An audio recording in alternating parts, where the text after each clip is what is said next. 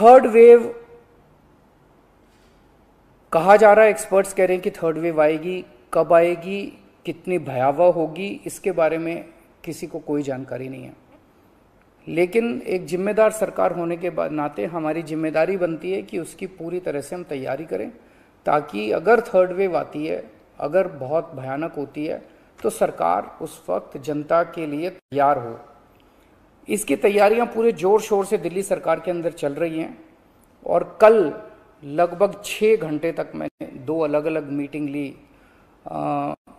Experts के साथ बात की, जिन ऑफिसर्स ने अभी कोरोना के दौरान काम किया था उनके साथ बात की। हमने 2 कमिटीज़ बनाई हैं, उन दोनों कमिटीज़ के साथ मैंने बहुत डिटेल में चर्चा की।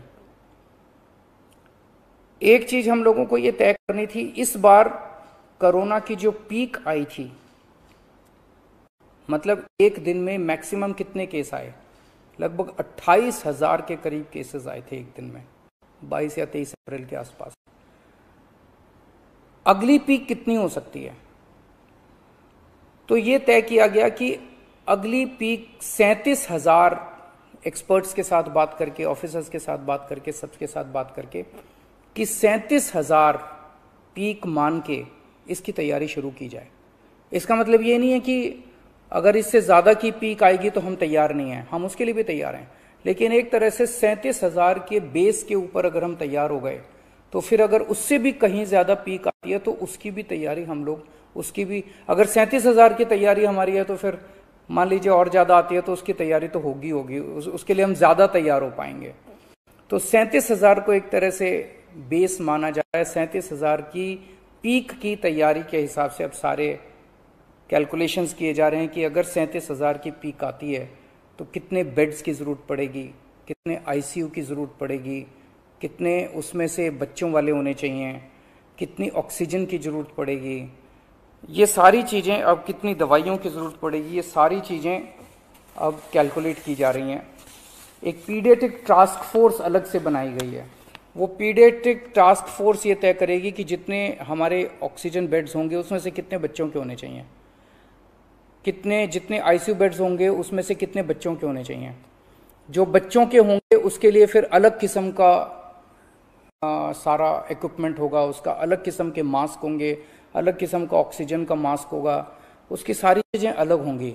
वो पीडियाट्रिक टास्क फोर्स बना दी गई है कल, वो अलग से अपनी तैयारी करके अपनी रिकमेंडेशंस देगी। इस बार ऑक्सीजन की बड़ी कमी हुई थी और ऑक्सीजन की कमी की वजह से हम लोगों ने देखा कि कई बार ऐसे हुआ था जब ऑक्सीजन बेड्स नहीं मिले थे, ऑक्सीजन के लिए काफ़ी संघर्ष करना पड़ा था। अल्टीमेटली अपने को सुप्रीम कोर्ट के इंटरवेंशन के बाद केंद्र सरकार के सहयोग से अपने को ऑक्सीजन मिली, लेकिन जब तक ऑक्सीजन नहीं मिली तब तक दिल्ली में त्राही त्राही मच गई थी। अगली वेव अगर आती है तो हम नहीं चाहते कि इस तरह की दिल्ली के अंदर त्राही त्राही मचे, तो ये तय किया गया, इसकी तैयारी शुरू कर दी गई। 420 टन ऑक्सीजन की स्टोरेज कैपेसिटी तैयार की जा रही है।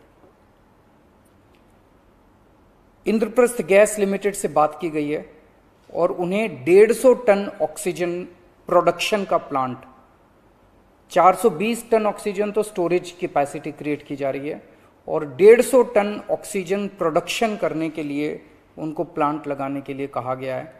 उन्होंने कहा 18 महीने लगेंगे, लेकिन जो भी है शुरुआत कहीं ना कहीं तो अपने को करनी पड़ेगी। इसके अलावा इस बार सबसे बड़ी दिक्कत आई थी टैंकरों की। ऑक्सीजन के टैंकर नहीं थे दिल्ली में, दिल्ली इंडस्ट्रियल स्टेट नहीं है, इसीलिए अपने पास ऑक्सीजन टैंकर है ही नहीं दिल्ली में। तो 25 ऑक्सीजन टैंकर्स खरीदे जा रहे हैं ताकि अगर इस तरह की दिक्कत आए ऑक्सीजन की तो हमारे पास अपने टैंकर होने चाहिए। 64 छोटे छोटे ऑक्सीजन के प्लांट्स लगाए जा रहे हैं, वो ऑलरेडी लग रहे हैं और हमें उम्मीद है कि अगले कुछ हफ्तों के अंदर, 1-2 महीने के अंदर ये 64 ऑक्सीजन प्लांट्स लग के तैयार हो जाएंगे। अब ये जो हमने डिसाइड किया कि 37,000 केसेस की पीक